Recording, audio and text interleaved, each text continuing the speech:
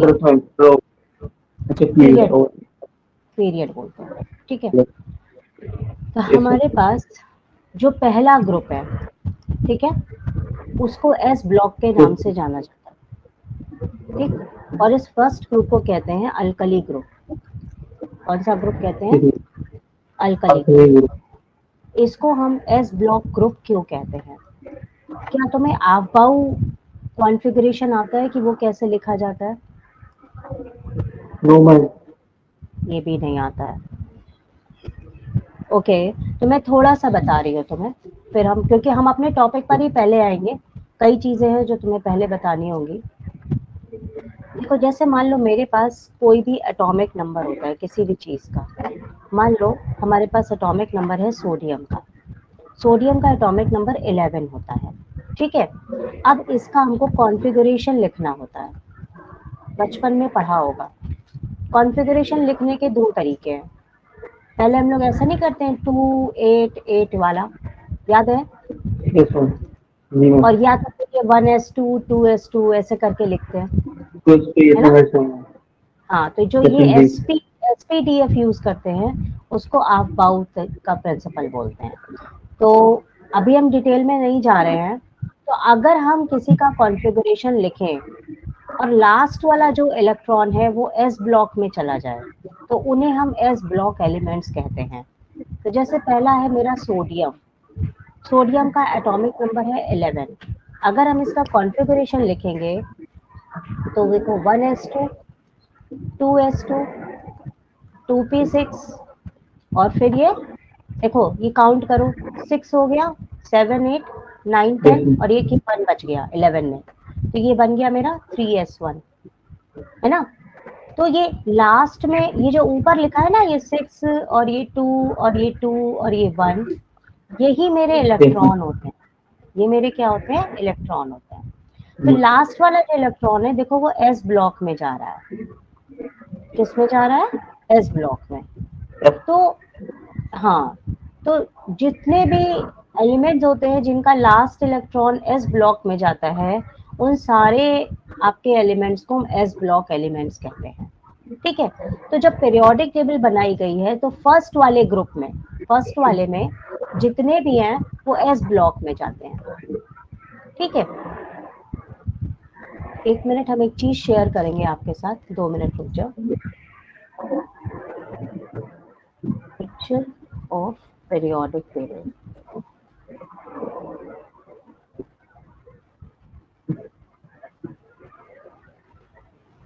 ये आपकी पिक्चर है, मान लीजिए, ये क्लियर है। ये देखिए, ये पीरियोडिक टेबल बनी है आपकी, है ना? Yes ma'am.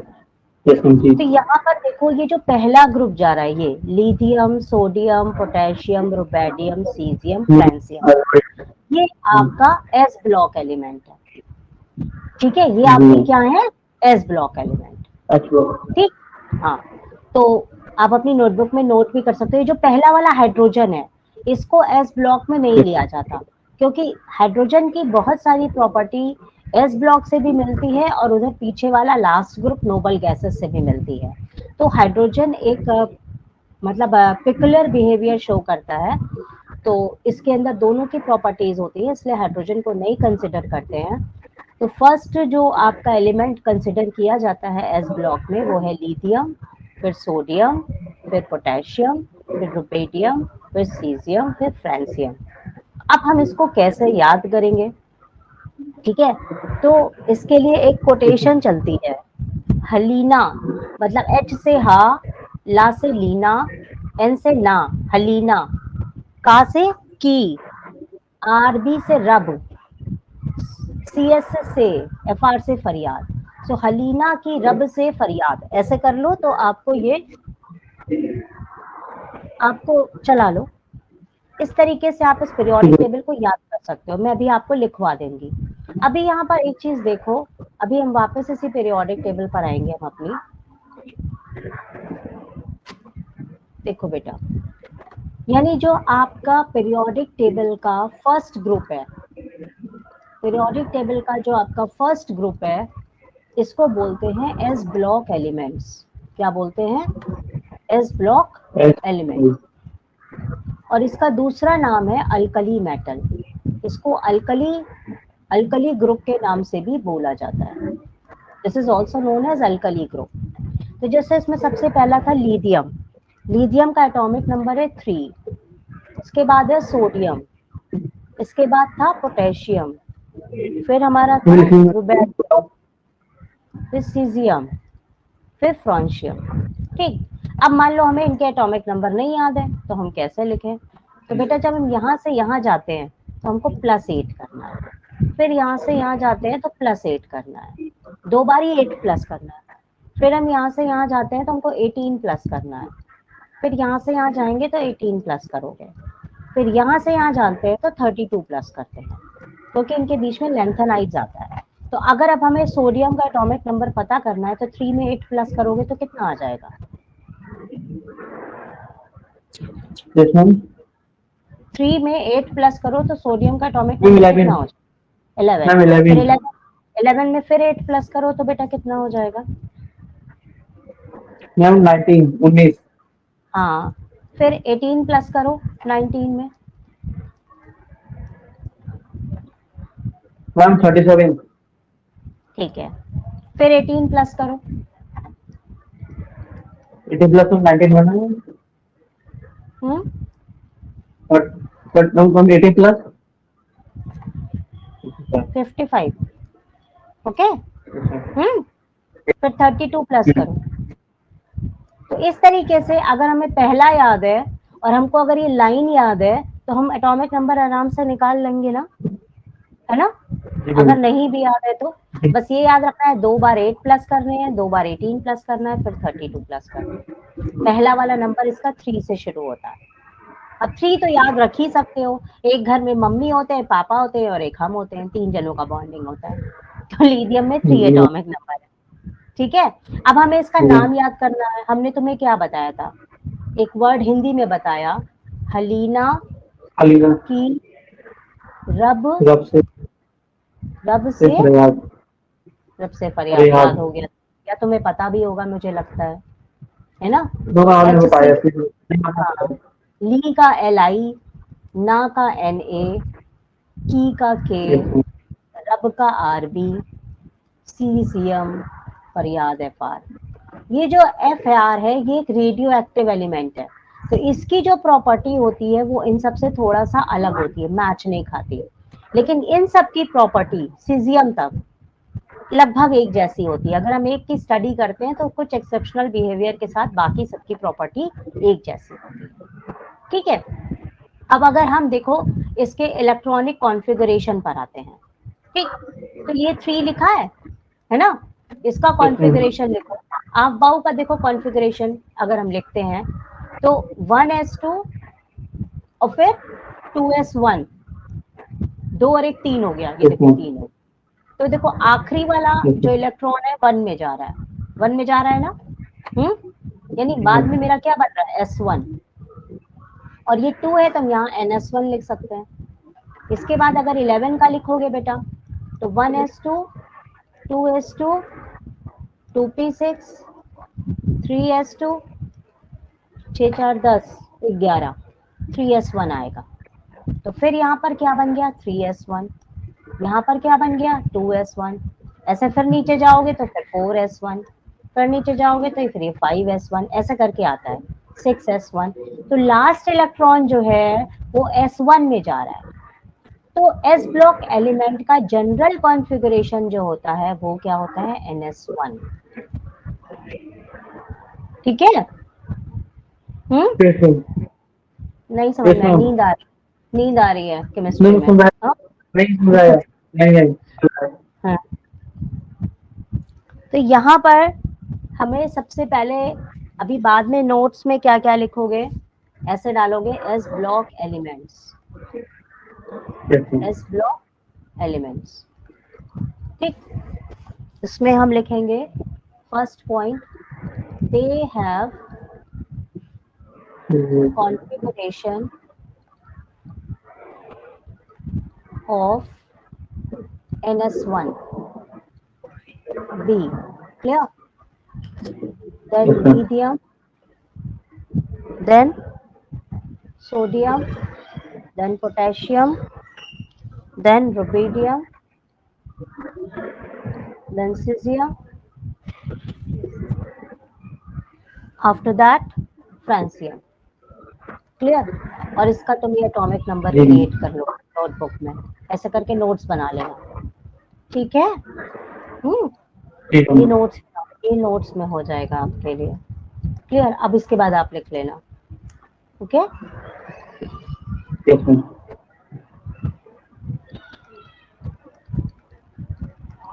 Clear?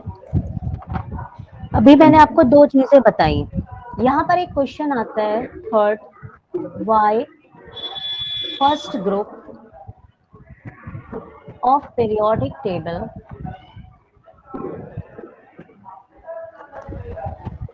is termed as S block element.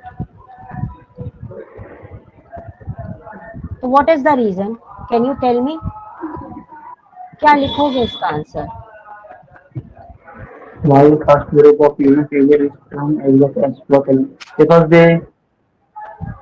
Because and then last one outermost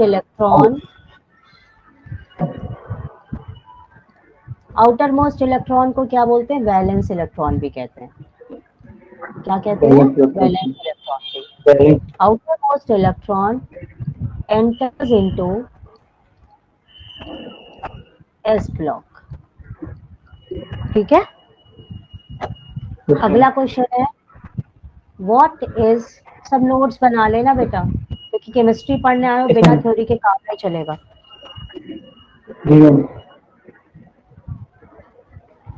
है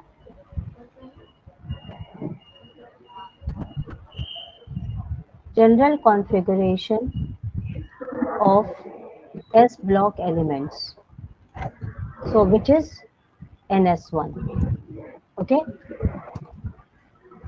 Now next question, एक क्वेश्चन ये होता है, मैंने बोला इनको अल्कली मेटल्स कहते हैं, तो why s block elements are called alkali metals. इनको हम अल्कली मेटल्स क्यों कहते हैं? बताओ, इनको अल्कली मेटल्स क्यों कहते हैं? because they belong as block. नहीं, because they react with water. They react with water. ये किसका सिंबल है? वाटर का। They react with water to form hydroxide, that is OH, which is known as alkali.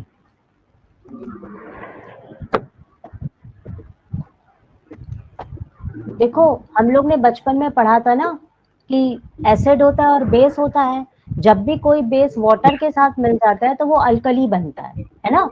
तो अगर मान लो ये तुम्हारा एलिमेंट है सोडियम, इसको हमने वाटर के साथ रिएक्शन कराया तो हमारा NaOH बनता है और हाइड्रोजन गैस निकलती है। तो जो भी कंपाउंड NaOH बना गया तो इसको हम अल्कली कहते हैं। तो इसमें जितने भी एलिमेंट्स होते हैं एस ब्लॉक में, सब अल्कली फॉर्म करता है, चाहे वो KOH हो, ठीक है, चाहे NaOH हो, चाहे LiOH हो, तो they all form the alkali. So इस पूरे ग्रुप को हम अल्कली मेटल्स भी कहते हैं। आ गया आपको समझ में? अगले टॉपिक पे जाए।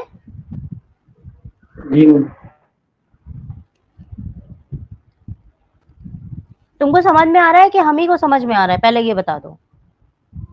हम आ रहे हैं। देखो, ऑर्गेनिक केमिस्ट्री बच्चे पढ़ना नहीं चाहते क्योंकि थ्योरी होती है और टीचर पढ़ाना नहीं चाहता, लेकिन ऑर्गेनिक केमिस्ट्री पढ़ने का यही तरीका है, थोड़ा सा आपको पेशेंस रखना पड़ेगा, ठीक है? हाँ, तो अभी थोड़ा इनऑर्गेनिक पढ़ लोगे, थोड़ा आ जाएगा, फिर ऑर्गेनिक समझाऊंगी, या फिर मैं ऐसा करूंगी 3 दिन इनऑर्गेनिक पढ़ाती हूँ, 3 दिन ऑर्गेनिक पढ़ाती हूँ, तो फिर आपका दोनों कवर होने लगेगा। ऐसा कर लेंगे? हाँ, नहीं मेरी मर्जी नहीं, तुम्हें समझ में आ रहा हो तो बताओ। नहीं महाराज सही है, सही है। अच्छा, सही है। एक चीज ये बता दो थोड़ी सी नॉलेज के लिए, एम्फोटेरिक ऑक्साइड्स किसे कहते हैं? What are amphoteric oxides? जो ma'am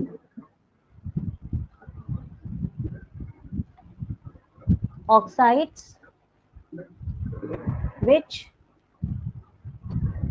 shows nature of both acidic oxide and basic oxide, जिसके अंदर एसिड और बेस दोनों का गुण होता है, उन्हें हम एम्फोटेरिक ऑक्साइड्स कहते हैं। तो पहली प्रॉपर्टी होती है कि एस ब्लॉक के जो भी एलिमेंट्स होते हैं, एस ब्लॉक एलिमेंट्स आर या फॉर्म एम्फोटेरिक ऑक्साइड्स। क्लियर? अभी तो इसके पहले क्या प्रॉपर्टी पढ़ी? S block elements form alkalis, that means hydroxide. Clear? अब इसके बाद ये हम उनकी प्रॉपर्टीज पढ़ रहे हैं एक के बाद एक। थर्ड प्रॉपर्टी है S block element they never found in free state, they never found in free state, वो फ्री स्टेट में नहीं मिलते। क्यों? जैसे मान लो सोडियम है या मान लो पोटेशियम है, तो इसमें जो बाहर की शेल होगी उसमें एक इलेक्ट्रॉन होता है। इसी तरह से पोटेशियम है, जो बाहर की शेल है उसमें एक इलेक्ट्रॉन है। तो जब भी ये किसी के भी साथ रिएक्शन करा, मान लो सोडियम क्लोरीन के साथ रिएक्शन कर रहा, तो क्लोरीन के पास 7 है, सोडियम के पास 1 है, ये एक इलेक्ट्रॉन इसको दे देगा, है ना? तो ये हमेशा फ्री स्टेट में कहाँ से देगा, ये तो कंबाइन हो जाएगा फट से जा करके। So they never found in free state, they always found in form of compound, they always found in form of compounds। ठीक है? अब इसके बाद नेक्स्ट प्रॉपर्टी है फिजिकल में इनकी density, density of alkali metals.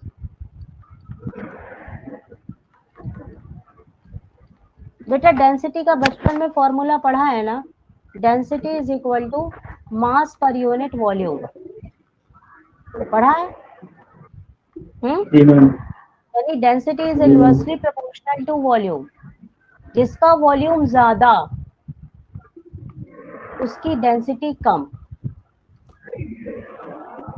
ठीक है? अगर तुम पीरियड में देखोगे, ऐसे पीरियड में, तो मान लो इधर सोडियम है, इधर मान लो क्लोरीन है। सोडियम में 11 एटॉमिक नंबर है, क्लोरीन में 17 इलेक्ट्रॉनिक नंबर है। अगर हम इसका शेल बनाते हैं तो 3 शेल बनेगा, यहाँ पे 2 आएंगे, यहाँ पर 8 आ जाएगा, ठीक है, और यहाँ पर 1 आएगा। अगर क्लोरीन का शेल बनाओगे तो वहां पर भी 3 शेल बनेगा।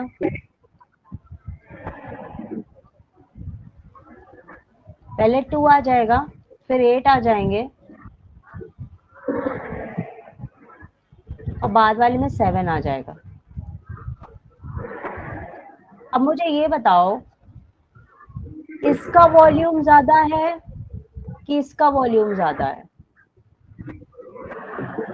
ए का वॉल्यूम ज्यादा है कि बी का वॉल्यूम ज्यादा है?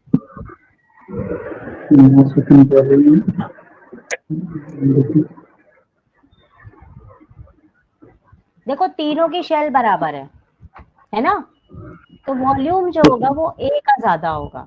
इसको तुम ऐसे समझ लोगे क्योंकि इसमें इलेक्ट्रॉन कम है, ठीक है, बाहर, तो अंदर जो इलेक्ट्रॉन और प्रोटॉन है वो तो बराबर होते हैं, जितना इलेक्ट्रॉन है उतना ही प्रोटॉन है। तो यहाँ पर क्या होगा, फोर्स ऑफ अट्रैक्शन जो होगा इलेक्ट्रॉन प्रोटॉन का, एक ही इलेक्ट्रॉन है, ठीक है, तो ये फोर्स ऑफ अट्रैक्शन कम होगा, तो ये लूज बाउंड होगा। लेकिन यहाँ पर तुम्हारे 7 इलेक्ट्रॉन आ गए तो ये टाइटली बाउंड होगा। घर में लड्डू देखे हैं बने हुए, अगर कोई कस के लड्डू बंधा हुआ है बेसन का तो उसका साइज छोटा होता है, और लैया का लड्डू देख लो उसका साइज बड़ा होता है, उसमें लूज होता है। कोई चीज लूजली बाउंड होती है जी तो उसका वॉल्यूम ज्यादा होता है कि नहीं होता है? जी मैम। तो ये जो सोडियम है, इसकी जब शेल्स इक्वल है, जब शेल्स इक्वल है, ठीक है, तो जिसका चार्ज कम उसका वॉल्यूम ज्यादा। चार्ज किसे कहते हैं? चार्ज कहते हैं इलेक्ट्रॉन, इलेक्ट्रॉन को। तो सोडियम वाले में एक ही इलेक्ट्रॉन है और क्लोरीन वाले में 7 इलेक्ट्रॉन है। तो जब एक इलेक्ट्रॉन है तो सोडियम का वॉल्यूम ज्यादा है और क्लोरीन का वॉल्यूम कम है। ठीक है? जी मैम। क्योंकि दोनों जी की जी शेल्स मैम। इक्वल है, दोनों की शेल्स इक्वल यस है। मैम। तो यहाँ से मान लो मैं कहती हूँ सोडियम का वॉल्यूम 10 है, हाँ, या 100 है, और क्लोरीन का वॉल्यूम 10 है। तो अगर हम इसको सॉल्व करेंगे 1/100, ये सोडियम के लिए और क्लोरीन के लिए 1/10, तो ये क्या हो जाएगा 0.01, और ये क्या हो जाएगा 0.1। तो किसकी वैल्यू कम है? सोडियम की, यस मैम। है ना? यस तो मैम। इधर आपके अल्कली मेटल की जो डेंसिटी होगी, अगर हम हेलोजन के साथ कंपेयर करें, क्लियर, तो अल्कली मेटल की डेंसिटी कम होती है, ठीक है, और हेलोजन की डेंसिटी ज्यादा होती है। यानी ओवरऑल हमको क्या समझ में आया? If we move any periodic table, किसी पीरियोडिक टेबल में हम मूव करते हैं from left to right, from left to right, density क्या होगी? Decrease ma'am.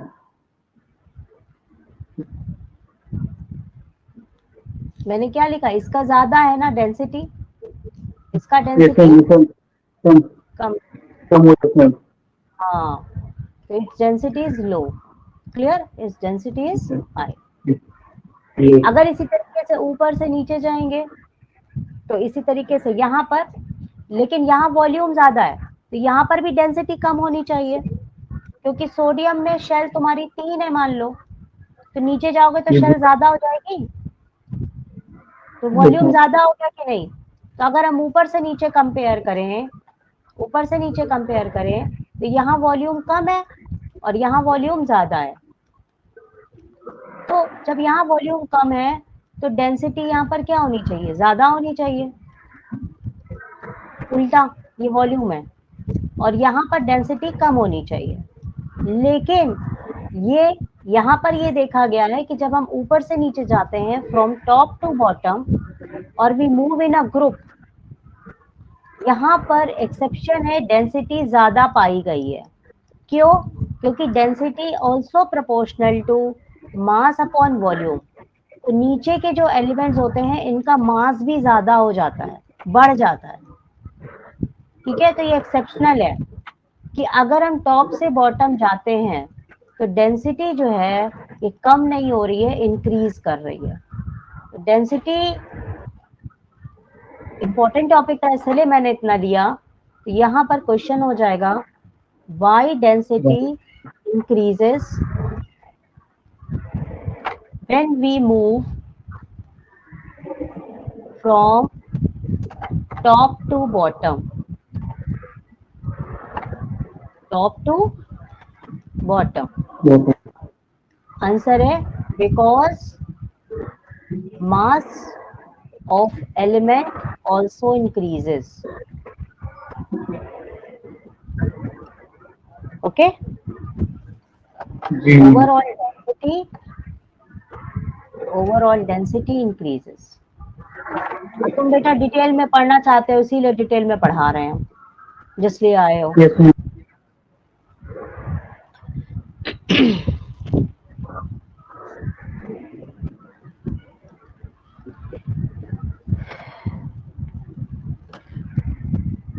सो यहाँ पर हेडिंग डाल के लिख लेना डेंसिटी के लिए, ये तो मैंने अभी तक समझाया था। ओके, on moving जी top to bottom,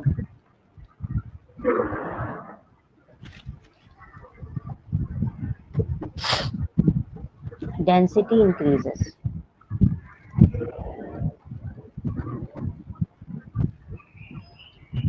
ओके,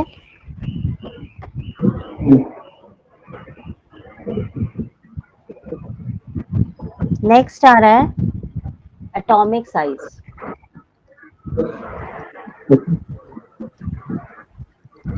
ठीक है, अभी जो रीजन बताया वो एटॉमिक साइज में भी लगेगा, है ना। जी एटॉमिक साइज जैसे यहाँ फिर से आ जाओ, ये सोडियम है, ये मान लो पोटेशियम हम ले रहे हैं, तो सोडियम का एटॉमिक नंबर 11 है, पोटेशियम का एटॉमिक नंबर 19 है। अगर हमें एसपीडीएफ नहीं दिया था तो हम कॉन्फ़िगरेशन लिखेंगे तो 281 होगा, ठीक है। और अगर हम यहाँ कॉन्फ़िगरेशन लिखेंगे तो 2881 होगा। तो यहाँ पर नंबर ऑफ शेल्स कितनी बनी? 3, ठीक है। यहाँ पर नंबर ऑफ शेल्स आपकी कितनी बन जाएंगी? 4। क्लियर है? यहाँ पर ये मान लो R2 रेडियस है, ये मान लो R1 रेडियस है, तो R2 का रेडियस R1 से ज्यादा होगा भाई। रेडियस समझ में आया? तो when we go from top to bottom, top to bottom को हम बोलते हैं ग्रुप में अगर हम जाएंगे, ऐसे ये ग्रुप हो गया। When we move from top to bottom और in the group, atomic size increases. बेटा आप इसी तरह पढ़ना चाहते हो कि किसी और तरह से पढ़ना चाहते हो, कि नोट्स लिखा करके पढ़ना चाहते हो? सही है, मैं पहली बार आपको पढ़ा रही, मुझे नहीं पता आपको क्या आता है। हेलो, कोई दिक्कत है ऐसे कि कुछ पढ़ाई का मेथड चेंज करना है? सही है, सही है, ठीक है। एटॉमिक साइज उसका बढ़ रहा है when we move from top to bottom. Reason क्या है? Because number of shells are increasing,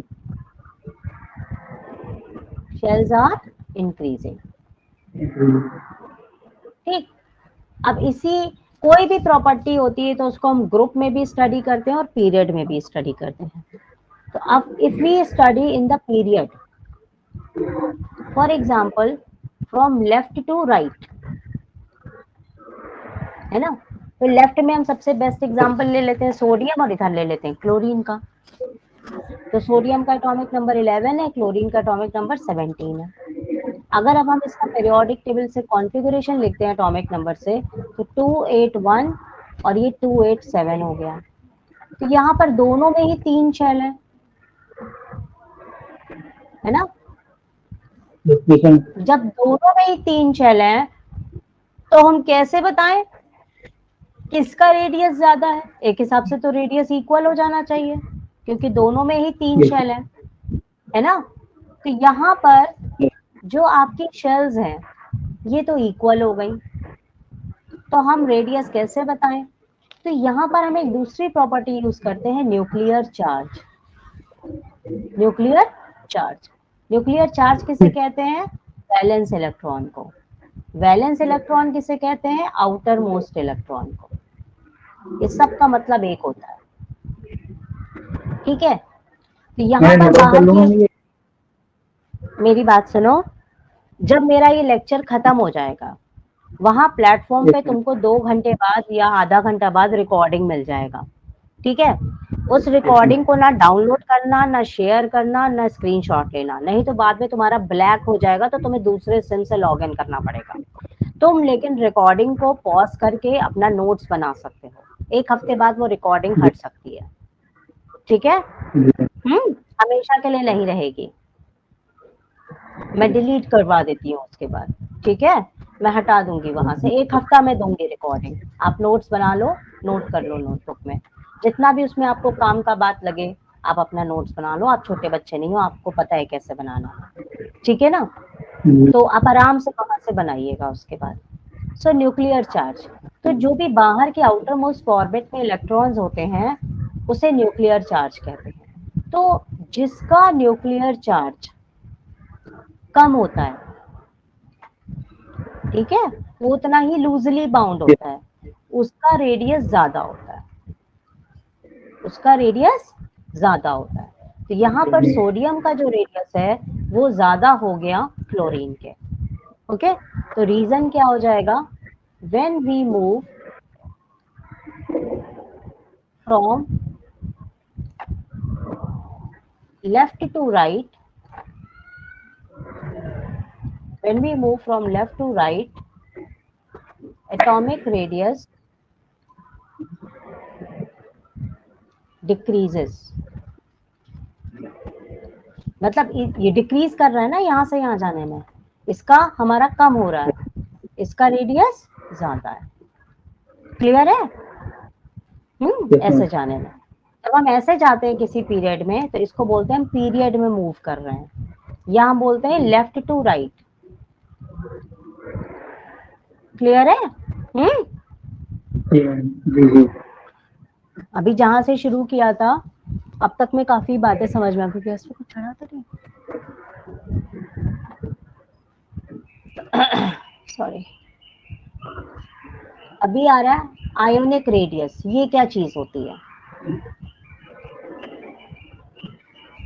ionic radius में कंपैरिजंस होते हैं। देखो बेटा,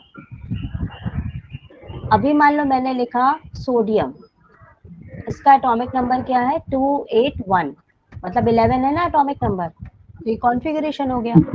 अभी अगर हम इसका शेल बनाएंगे तो आपका देखो बेटा, अभी जैसे मैं शुरू में इतना डिटेल में पढ़ा रही हूँ ना, बाद में एलिमेंट्स में इतना डिटेल में नहीं पढ़ाऊंगी, क्योंकि ये अंडरस्टूड होगा कि ये मैं आपको पढ़ा चुकी हूँ, मैं स्पीड ले लूंगी तब। ठीक है, अभी उतना स्लो नहीं चलेगा। अभी तो मैं सोच रही हूँ पता नहीं आपको पता है कि नहीं, हर चीज बता रही हूँ। 1 2 3 4 5 6 7 8, इन द लास्ट ऑर्बिट हमारे पास एक इलेक्ट्रॉन है, ये सोडियम का है पूरा। हाँ, अभी हमने कर दिया सोडियम प्लस, जब ऊपर प्लस होता है तो इसका क्या मतलब होता है? अगर किसी भी एटम के ऊपर इलेक्ट्रॉन क्या करेगा? डोनेट करना, डोनेट करना, है ना, मतलब इलेक्ट्रॉन उसमें से निकल जाएंगे, इलेक्ट्रॉन लूज कर जाएगा, है ना। तो यहाँ पर तो 2 है, यहाँ पर 8 है, तो यहाँ वाला ये जो बाहर का इलेक्ट्रॉन था ये चला गया, खाली हो गया, ये शेल खत्म हो गया, है ना, बाहर वाला शेल खत्म हो गया, वहां पे इलेक्ट्रॉन अब नहीं है। तो यहाँ पर इसका ये छोटा हो गया कि नहीं, कम हो गया कि नहीं कम हो गया, ये एटॉमिक रेडियस अब कम हो गया कि नहीं? यहाँ पर तो यहाँ तक है, बोलो। तो atomic radius, ionic radius sodium is greater then sodium plus. Clear? तो कोई भी अल्कली मेटल का आयनिक रेडियस उसके आयन से ज्यादा होगा। ओके?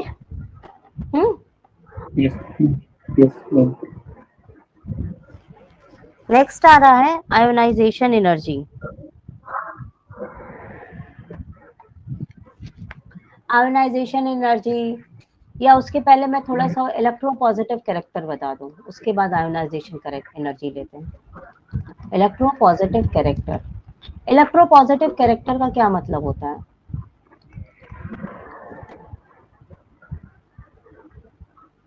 कोई भी एलिमेंट को हम इलेक्ट्रोपॉजिटिव कैरेक्टर क्यों कहते हैं?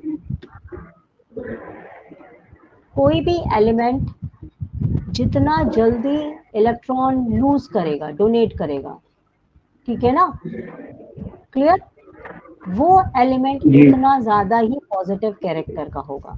अब जैसे सोडियम है, सोडियम में बाहर की ऑर्बिट में मेरा 281 है, इसने आराम से ये एक इलेक्ट्रॉन लूज कर दिया। और अगर मान लो ये क्लोरीन था 287, तो ये 7 इलेक्ट्रॉन्स पूरे लूज करने में बहुत ज्यादा एनर्जी चाहिएगी, है ना। तो this is more electropositive, this is, ये ज्यादा इलेक्ट्रोपॉजिटिव है, ठीक है, और ये मेरा लेस इलेक्ट्रोपॉजिटिव है, ठीक है। तो which has less nuclear charge, it is more electropositive. तो यहाँ पे न्यूक्लियर चार्ज +1 है, यहाँ न्यूक्लियर चार्ज +7 है, तो ये वाला ज्यादा इलेक्ट्रोपॉजिटिव है। जो इलेक्ट्रोपॉजिटिव होते हैं वो उतने ज्यादा मेटालिक कहलाते हैं, दे हैव मेटालिक कैरेक्टर। आ गया आपको समझ में? So the elements which can easily lose their electrons, they are known as more electropositive elements. अब अगर हम टॉप टू बॉटम जाएंगे, है ना, तो यहाँ पर ये आपका सोडियम में 1 इलेक्ट्रॉन, तो यहाँ पर जो शेल है वो बढ़ जाएंगी। यहाँ अगर 3 शेल है तो यहाँ मान लो 5 शेल है, ठीक है। तो न्यूक्लियस से इलेक्ट्रॉन डिस्टेंस पे आ जाएगा, बाहर वाला जो इलेक्ट्रॉन्स है। तो जब, जैसे एक बात बताओ, एक बच्चा अपने घर में होता है, वो अपनी सब बात अपने फादर या मदर को बताता है, वो ज्यादा अटैच है, उस बच्चे को बिगाड़ना आसान नहीं है, वो बिगड़ेगा नहीं। और एक बच्चा है, वो इस शहर में रहता है, उसके माँ बाप दूसरे शहर में रहते हैं, तो वो उतना अटैच नहीं है अपने माँ बाप से, वो बच्चा जल्दी बिगड़ जाएगा। तो इसी तरीके से जितना ज्यादा दूर इलेक्ट्रॉन होगा, उसको न्यूक्लियस से, एटम से निकालना उतना ही आसान होगा। तो इलेक्ट्रोपॉजिटिव कैरेक्टर जब हम टॉप टू बॉटम जाएंगे तो इंक्रीज करेगा। क्लियर है ना? तो अगर हम कंपेयर करेंगे सोडियम और सीजियम में, तो हमारा इलेक्ट्रोपॉजिटिव कैरेक्टर नीचे की तरफ बढ़ेगा। ठीक है, ऐसे करके क्वेश्चंस आपको ऐसे दिए रहेंगे, उसमें आपको टिक लगाना पड़ेगा, है ना, ऐसे करके दिए रहते हैं ना, टिक लगाना पड़ता है कि कौन सा इंक्रीज कर रहा है, कौन सा डिक्रीज कर रहा है, ये तो ऐसे बोर्ड में करके आता है, लगाना। इसमें वहाँ पे हाँ, इसमें ऐसे करके इसमें रहता है ऊपर ना। आता है बोर्ड में। हाँ, बोर्ड में भी ऐसा ही आता है। तो यहीं से अगर हम उस चीज को समझेंगे तो हम सही से टिक लगा पाएंगे। ठीक है, अभी हम अब बताने जा रहे हैं आपको आयोनाइजेशन एनर्जी।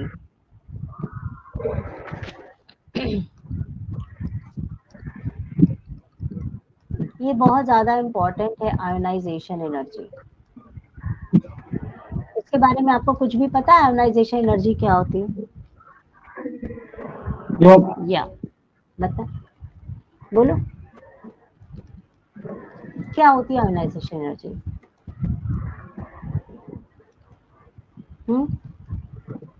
पता? जो सेल जो लाइन में नहीं पता? नहीं पता। चलो, energy required to remove outermost electron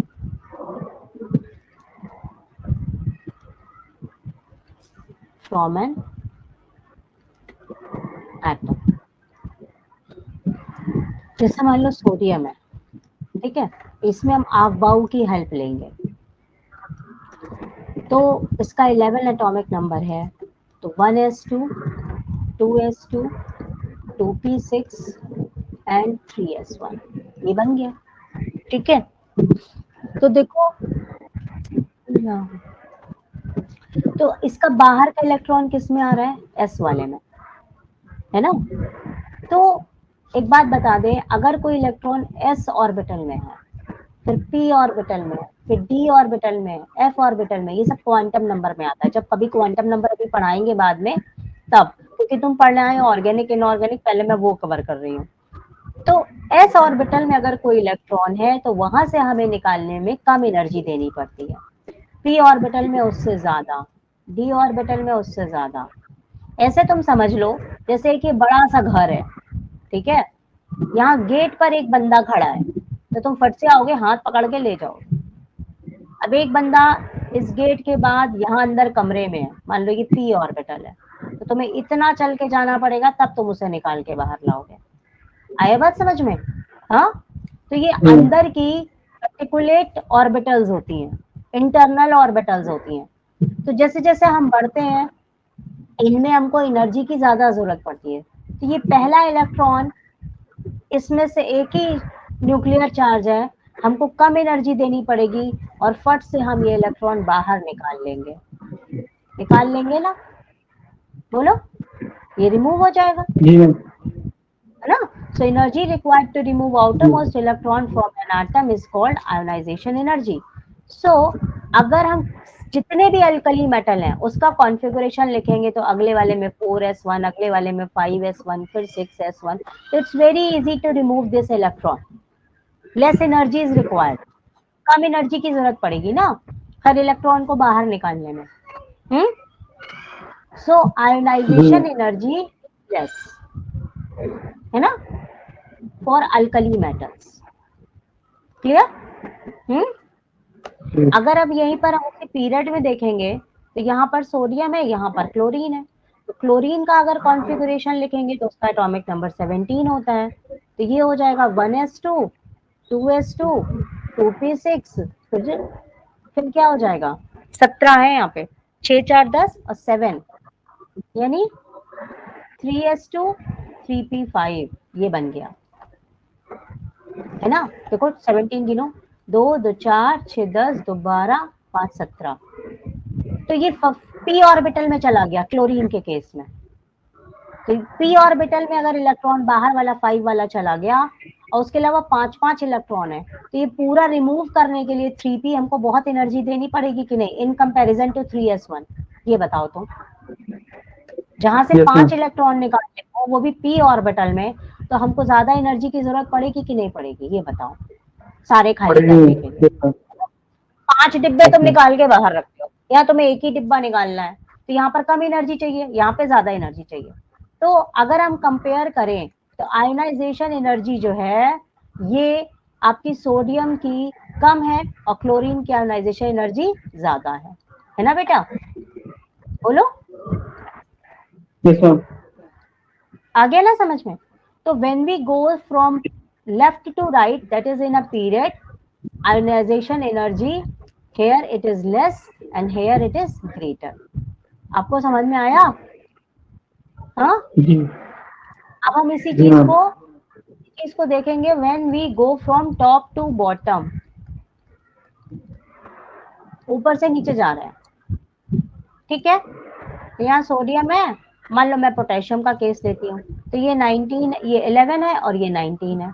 अगर हम पीरियोडिक टेबल इसका कॉन्फ़िगरेशन लिखेंगे तो ये 1s2 2s2 2s2 2p6 3s1, जब यहाँ पर भी इसी तरह जाएगा और यहाँ हो जाएगा 4s1, तो यहाँ पर तुम्हारे 3 ऑर्बिटल है, ठीक है, और यहाँ पर तुम्हारे 4 ऑर्बिटल है, 4 शेल हो गई। बोलो, हाँ, तो यहाँ पर भी एक ही इलेक्ट्रॉन निकालना है और यहाँ पर भी हमको एक ही इलेक्ट्रॉन निकालना है, ठीक है।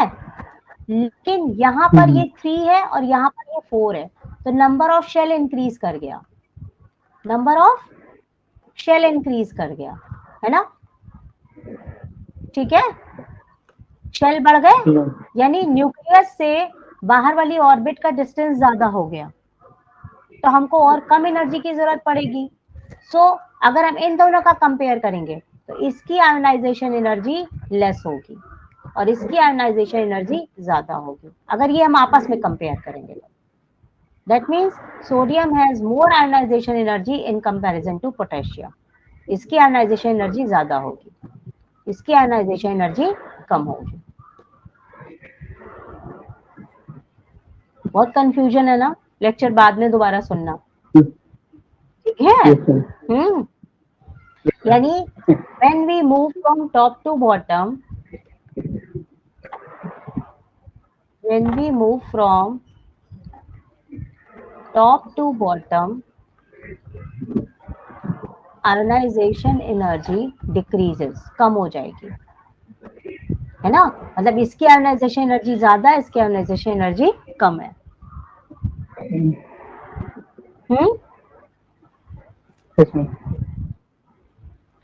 अच्छा, आयोनाइजेशन एनर्जी थोड़ा सा टफ टॉपिक है, इसमें क्वेश्चन और भी आता है, देखो क्या होता है।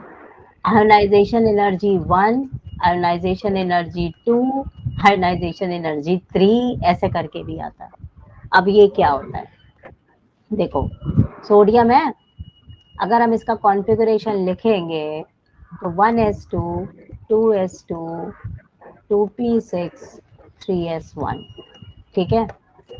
अगर हमने इसका पहला इलेक्ट्रॉन निकाला तो उसकी आयोनाइजेशन एनर्जी 1 है, वो हमने s ऑर्बिटल से निकाला और ये इलेक्ट्रॉन निकल गया। इसके बाद मेरा इसका जो कॉन्फ़िगरेशन बचेगा वो बचेगा 1s2 2s2 2p6, है ना। अब हमको फिर एक और इलेक्ट्रॉन निकालना है, तो अब की हमने इलेक्ट्रॉन जो निकालेंगे, जो एनर्जी देंगे, उसको कहेंगे आयोनाइजेशन एनर्जी नंबर 2, और वो हम निकालेंगे p ऑर्बिटल से, क्योंकि अब तो p ऑर्बिटल है ना? बोलो। और हमने बोला है कि p ऑर्बिटल में हमको ज्यादा एनर्जी देनी पड़ती है और s ऑर्बिटल में हमको कम एनर्जी देनी पड़ती है। यहाँ पर हमको ज्यादा एनर्जी देनी पड़ती है, यहाँ पर हमको कम एनर्जी देनी पड़ती है। मतलब s ऑर्बिटल की एनर्जी कम होती है, p ऑर्बिटल की एनर्जी ज्यादा होती है। ठीक है ना? अंदर की तरफ है वो। तो यहाँ से वो उसके अलावा 6 इलेक्ट्रॉन निकालने हैं, तो मान लो 6 ना निकाले, एक भी निकाले, तो ये बचेगा क्या? 1s2, 2s2, 2p5 ऐसे बचेगा एक इलेक्ट्रॉन निकालने पर। लेकिन वो इलेक्ट्रॉन हम p ऑर्बिटल से निकाल रहे हैं, तो हमको यहाँ पर ज्यादा एनर्जी देनी पड़ेगी कि नहीं देनी पड़ेगी? यहाँ पर कम एनर्जी देनी पड़ेगी। जैसे मान लो अभी हम सिंपल फिजिकल केमिस्ट्री पढ़ाएं, हाँ, एटम मॉलिक्यूल तो कम मेहनत है, अभी ये जो पढ़ा रही है इसमें ज्यादा मेहनत है ना? बोलो। ठीक है। तो फिर अगर हम आयोनाइजेशन एनर्जी 1 और आयोनाइजेशन एनर्जी 2 को कंपेयर करेंगे, तो ionisation energy second is greater than ionisation energy of first, and it is also greater than ionisation energy of third. तो ये अल्कली ग्रुप में जैसे जैसे हम अंदर की तरफ बढ़ते हैं, आयोनाइजेशन एनर्जी इंक्रीज कर जाती है, मतलब किसी एक मेटल के लिए, इफ वी कंपेयर। ये क्वेश्चंस रहते हैं बेटा इस तरह के।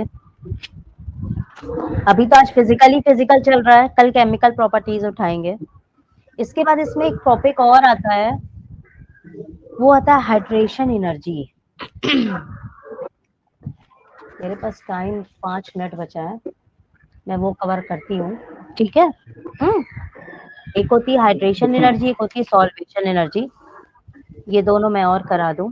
एक मेटालिक बॉन्डिंग भी होती है। 3 टॉपिक बच रहे हैं, मेरा अगला क्लास लगा है, कल भी इसी क्लास टाइम पे क्लास होगा, तैयार रहोगे?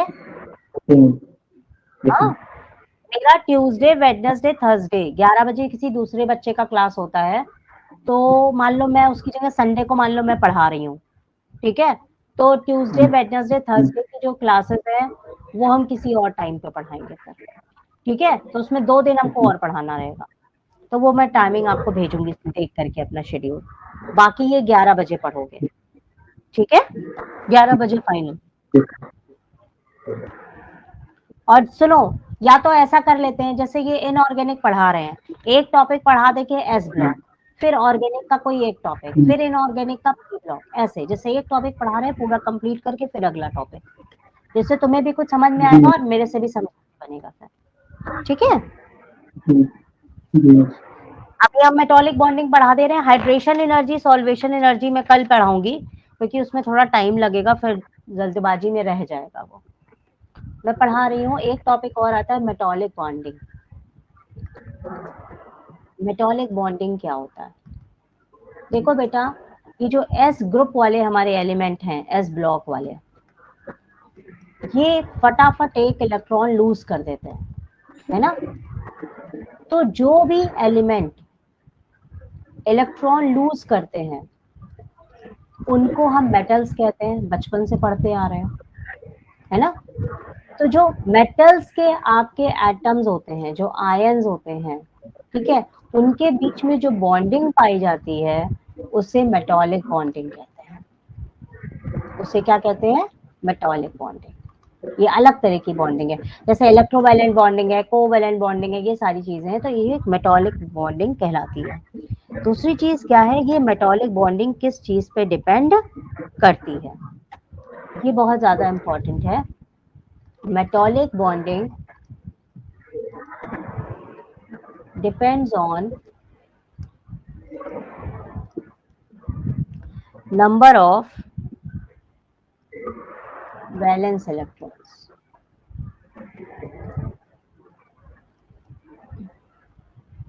मतलब जिसके वैलेंस इलेक्ट्रॉन कम है उसकी मेटालिक बॉन्डिंग कम होगी, लूज होती है। यहाँ पर हम क्लोरीन के साथ कंपेयर नहीं करेंगे, क्योंकि हमें सिर्फ ये बॉन्डिंग केवल मेटल्स में पाई जाती है। तो हमारे मेटल्स S1 ग्रुप के होते हैं और S2 ग्रुप के होते हैं। यानी पहला ग्रुप जो होता है वो मेटल है, दूसरा ग्रुप मेटल है, तीसरा ग्रुप भी मेटल है, एल्युमिनियम वाला। ठीक है, तो फर्स्ट ग्रुप को अल्कली कहते हैं। जब हम अल्कली खत्म करेंगे तब हम उसके बाद सेकेंड ग्रुप पढ़ाएंगे अल्कलाइन, और इन दोनों को एस ब्लॉक एलिमेंट कहते हैं। ठीक है, तो इसमें जितने भी इलेक्ट्रॉन है वो S1 में जाते हैं, इसमें जितने भी इलेक्ट्रॉन है वो S2 में जाते हैं। तो जिसके आउटर मोस्ट ऑर्बिट में 2 इलेक्ट्रॉन्स होते हैं तो इसका कॉन्फ़िगरेशन होता है NS2, उसको अल्कलाइन कहते हैं। तो इनमें इनमें मेटॉलिक बॉन्डिंग की अगर तुलना करें, मान लो ये सोडियम है और ये मैग्नीशियम है, तो मैग्नीशियम का एटॉमिक नंबर 12 होता है, सोडियम का एटॉमिक नंबर 11 होता है। तो अगर कॉन्फ़िगरेशन लिखेंगे तो 281 और ये हो जाएगा 282। तो यहाँ पर बाहर की ऑर्बिट में कितने इलेक्ट्रॉन है? 2। यानी मैग्नीशियम की जो मेटॉलिक बॉन्डिंग है वो ज्यादा है। Magnesium has more atomic bonding, greater amount of metallic bonding because it has more number of valence electron in its outermost orbit. यानी अगर मेटॉलिक बॉन्डिंग कंपेयर करेंगे तो मैग्नीशियम की ज्यादा है। अगर एल्युमिनियम यहाँ ले आएंगे तो एल्युमिनियम की और ज्यादा, क्योंकि एल्युमिनियम में 3 इलेक्ट्रॉन होते हैं बाहर। एल्युमिनियम का एटॉमिक नंबर कितना होता है? 13, तो 283। तो ये भी कंसेप्ट में है, तो मैंने इसको कवर किया है। इसके बाद इनका वो एक फिजिकल नेचर, ज्यादातर ये वाइट होते हैं। ठीक है, ज्यादातर ये वाइट होते हैं। इनको हम हवा में नहीं रख सकते क्योंकि ये रिएक्टिव हो जाते हैं, इसलिए इनको मिट्टी के तेल केरोसिन में रखते हैं या पैराफिन वैक्स में रखते हैं, क्योंकि ये बहुत ही ज्यादा रिएक्टिव होते हैं। ठीक है, जैसे क्वेश्चन आता है why sodium and potassium is kept in kerosene, क्योंकि अगर आप इसे खुले में छोड़ दो तो इसमें आग लग जाती है। ठीक है, तो so they are kept in kerosene so that they does not come in contact with air, otherwise they get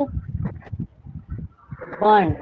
okay, इनको केरोसिन में रखते हैं क्योंकि ये हाईली रिएक्टिव होते हैं, और जब भी आप इसको केरोसिन में रखोगे देखो ये तैरता रहता है क्योंकि इसकी डेंसिटी कम होती है। कुछ समझ में आया? जी मैम। हेलो, अच्छा समझ आया। तो अभी तो मेरा लेक्चर खत्म हो रहा है आज। ठीक है, कल मिलेंगे हम। अच्छा, वहां पर पैनल देखो, पैनल के अंदर मैं तुम्हें यहाँ दिखा रही हूँ, जब तुम ऐसे पैनल खोलते हो, ये ऐसे पैनल है, देखो यहाँ पे तुम्हें एक जगह रिकॉर्डिंग दिखेगा ऐसे करके। ये अभी यहाँ कुछ नहीं है, थोड़ी देर बाद तुमको यहाँ पे यही लेक्चर रिकॉर्ड होकर मिल जाएगा। ठीक है, ओके, कल मिलेंगे 11 बजे पे। Okay, thanks ma'am. फोन पे बात कर लो बात।